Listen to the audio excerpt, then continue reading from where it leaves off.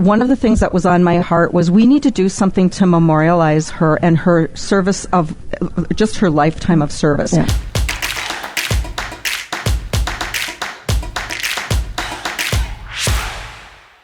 Back on What's on Your Mind, live from Giving Hearts Day World Headquarters. How fun is it to be in the middle of the nation's largest 24-hour day of giving? It is just so exciting to be part of this. I said at the beginning of the show, Pat Trainor's back with us, and we're going to introduce some special guests here in a moment. I said, I'd like to see us be at 15 million before the end of the show, and we're right now at 14,447,000. So, and then the stretch goal is 30 million this year, right? I mean, if we beat it by $1, we'll be happy. But the stretch goal is 30 million. By my math, we'll be less than halfway through, and already halfway to 30 million. Am I right? Pretty cool. Yes. Oh, my gosh. Don't get any better than that. Pat and I, and Dan Carey, who's not here today, had eye surgery today for crying out loud. He couldn't be here. This is the first one he's ever missed. And he's here in spirit. He is. We have a very special little tradition that we do on Giving Hearts Day. Tell me the first time that you connected with Sister Mary Louise in Hankinson. Well, I had to convince her before the 2008, the very first Giving Hearts Day, that this was a great idea. And she said, "Oh, Pat, I don't know. And she said, "But since you asked, we'll do it." And so she was very enthusiastic, and she had a great day, and then has broken records for a long time. And in fact, St. Gerard's, under her leadership, raised over $1 million through Giving Hearts Day, $1 million and counting. And in Hankinson, that has less than 1,000 people, and that includes the dogs and the cats and the hamsters that kids have and their goldfish, you were raising consistently over 100,000 each Giving Hearts Day. And think of all the good that you're doing with child care, with taking care of the elderly, with providing care and a loving atmosphere for families. And then your employees are phenomenal. So what she's done to add to that, because the reimbursement, is not at the level that's necessary to operate, at an excellent level. And this St. Gerard's is committed to excellence in the care. So we miss her this year. I want to introduce Sister Sarah Marie, who is a board member at St. Gerard's. Sister, nice to see you. Thank you for having me. And also Valerie Jundt, who is Sister Mary Louise's niece. And she's not with us physically here, but we know she's with us. She passed away 4th of July. Something there. Right? God blasted her straight into heaven. Right, exactly right. And how old was she? She was 92. 92. So last year she was here at 91 years of age, and listened to a little bit of that conversation from last year. It's wonderful to be here, and as I said before, Giving Hearts Day and Dakota Medical have been a tremendous blessing for St. Gerard's. And over the years, this information, what you have done, has spread throughout our community and beyond. So we have donors, and in mine at Rugby North, and honestly, it becomes so. The people are so committed and so passionate in their belief of what our mission involves and who we serve. That is an amazing story. You're doing a lot of good. And Pat, she's talking about the blessing that Giving Hearts Day has been to St. Gerard's. She's quite the blessing to us, isn't she? Oh, she's tremendous. We use the exemplar of Sister Mary Louise in our training, because the formula, is having a bold dream, brilliantly delivered, and having a burning desire to serve others. And that's part of our training. I mean, this is, the personification of the formula for success that we teach. And if you aren't fueled by this burning desire to serve your fellow human being, you generally don't reach your full potential, right? Not even close. And so what I love to show is Hankinson, North Dakota, population less than 900, 880, and that's with dogs and cats. That whole community. Sister Mary Louise just winked at me, so I think she agrees with you. Yep. It was a humor thing. Yeah. I mean, I was trying. Sometimes I'm not very good at it. But honestly, I mean, what it does for the giver is so much more, in terms of leading a life worth living, right? Leading Absolutely. A life worth living, having purpose beyond just what we do day to day, getting up, having the aim, to serve. And so that's infectious. That's what we need to make contagious. And so they raise over $100,000 per year at St. Gerard's Community of Care. They're the beacon of light that we can look up to as the exemplar. It's just extraordinary. And Sister Mary Louise put together a great team. She has wonderful people that are helping ignite the hearts of humans to support this tremendous mission of St. Gerard's. Tell us what you do. When it's a community of care. Yeah. But what Pat just talked about is really about having the heart to serve others. Yes. And how do you do that at St. Gerard's? Yes. How do you do it? I would just say, because everyone knows that we are there to serve the people that come to us. And I was just visiting with one of our sisters this morning before I left, and she said, be sure to mention that it's not just the sisters that are giving to these people, but I can actually tear up when I hear the accounts of the people that come to us that we serve. Their life stories, their sacrifices, their commitment. Every day I am touched by their goodness, by their giving hearts, truly giving hearts. It's a beautiful work. And I just say, I just thank the Lord that He has led us in that direction to serve these people, because we receive so much more than we give. Wow. And what a blessing that. Isn't that true, Terry? Yes. Very true. Yes, yes. Very true. And in a place like Hankinson, North Dakota, that kind of care is, very rare in a size community like that. Yes. That doesn't happen without. You're like North Dakota's Mother Teresa. Yes. Isn't she? She's just, no question. Yeah. And let me say one other thing. She writes the most beautiful thank you note ever. Saved all of them. They're phenomenal. And she has the beautiful penmanship like my mother. This is really cool. Yeah, it is. And that gratitude just, it surrounds you. You have an enormous amount of gratitude for those that have helped you. Right. So, you could maybe give a lesson to the younger generation about the importance of that thank you note and that gratitude, right? Yes. Did your mother teach you that? Where'd you learn to... No, well, actually, I went to St. Francis Academy to high school, and the sisters there inspired me to do a lot of these good things, and I'm so convinced about it.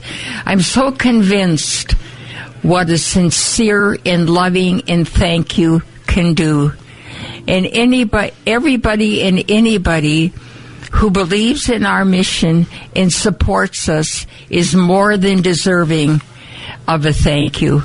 Because we couldn't do it without the goodness of others. We need others to help us in our mission. And like I said, one of this is, I think, Pat, you've met Sister Joanne Marie already. Yes. But she said, as I went out the door this morning, she said to me, now be sure and mention, it's not just what we give to the people we serve, but it's the inspiration and the goodness of the people we serve. Yes. That is what inspires and motivates. And I'm hopeful today that this message is being heard by enough people to understand the life-changing work you do, and to be able to have more of those kind of giving hearts every day at St. Gerard's. To be able to give that kind of care, it just is extraordinary. And you realize that when we inspire people to give, they don't just give to one group; they give their time, talent, and treasure to all sorts of other things. So it's the bug that we want to spread, right? It's the contagion of people, getting them involved to give. So this is an inspiration to help other charities, other charitable causes, and neighbors. Just the whole spirit of gratitude. And it's infectious. Yes, it really is. When you start really getting that spirit. You mentioned that your family. You have a nephew that doesn't take no for an answer today because he's raising money for Giving Hearts Day, right? Yes, and we have. my family has inspired, many of them are in Minot, North Dakota, but they have inspired many to give. And I have several nephews that will go to their own brothers and sisters with a bucket, and if they donate, they say, you can do better than that. What a blessing. What a blessing. Sister Mary, Louise, oh my goodness, July 4th without Sister Mary Louise, and how are you keeping her dream alive? Yeah, it's different without her, and you know, her heart was with St. Gerard's. Her heart was with the church and the community too. But St. Gerard's was her focus, and nothing could sway her from that. You know, and she would often say, "Pat Trainor said." Pat Trainor said. Of course she did. and she was committed to this mission and of raising funds for St. Gerard's for long-term care.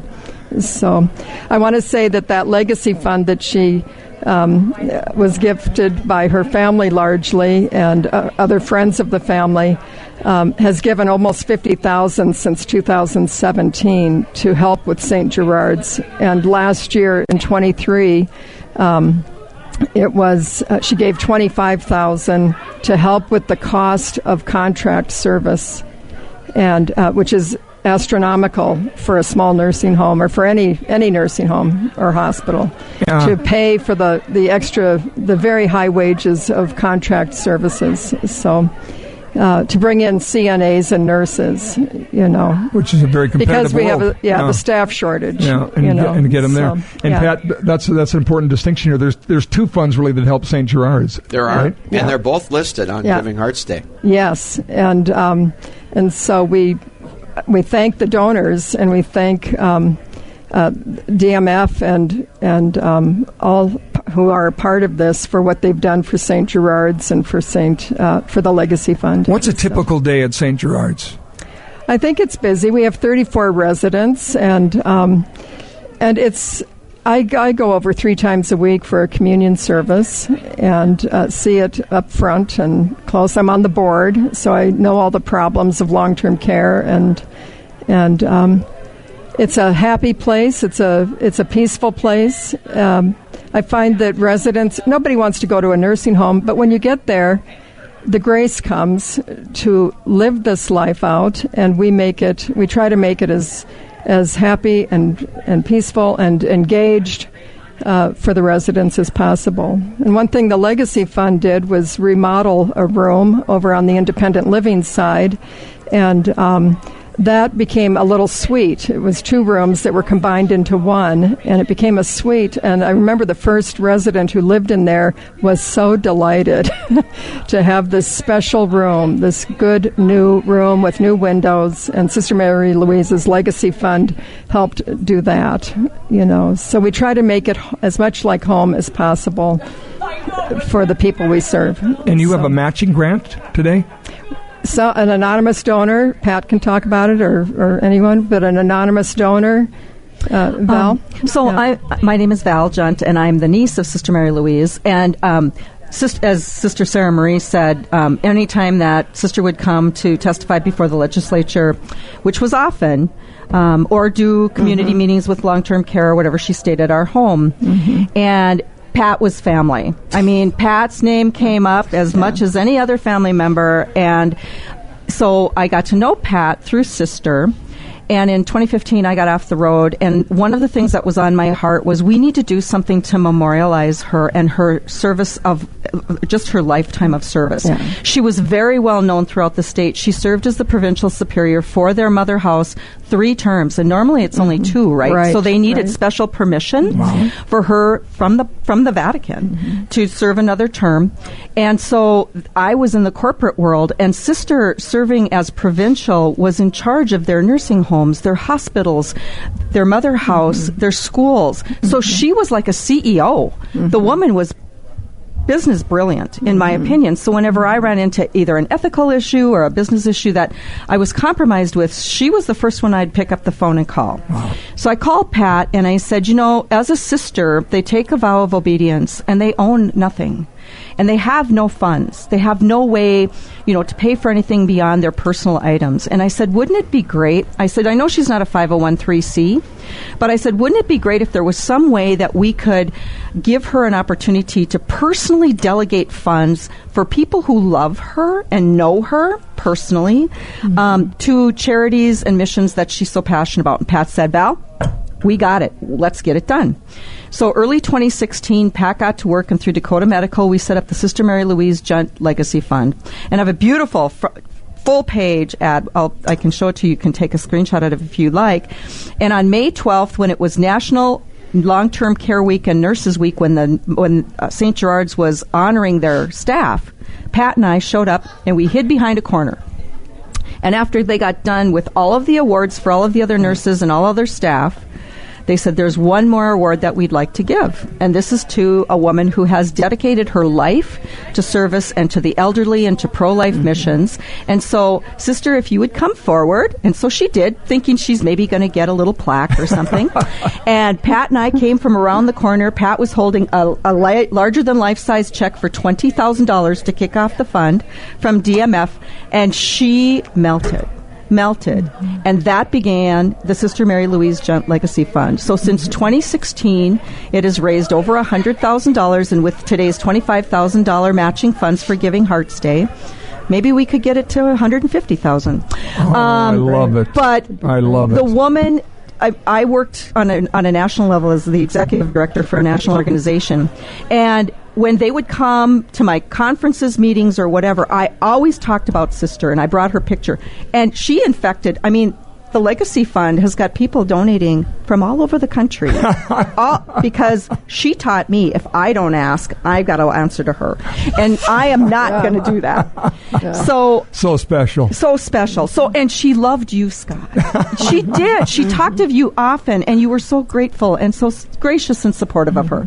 So thank you, Scott, and thank you, Pat, for your love of our dear aunt, Sister Mary Louise. Yeah. We love and miss her, but we know, and so I'm going to leave you with one thing she always said to me. Whenever I called and asked for prayer, she said, Val, I will pray, and Jesus does not say no to me.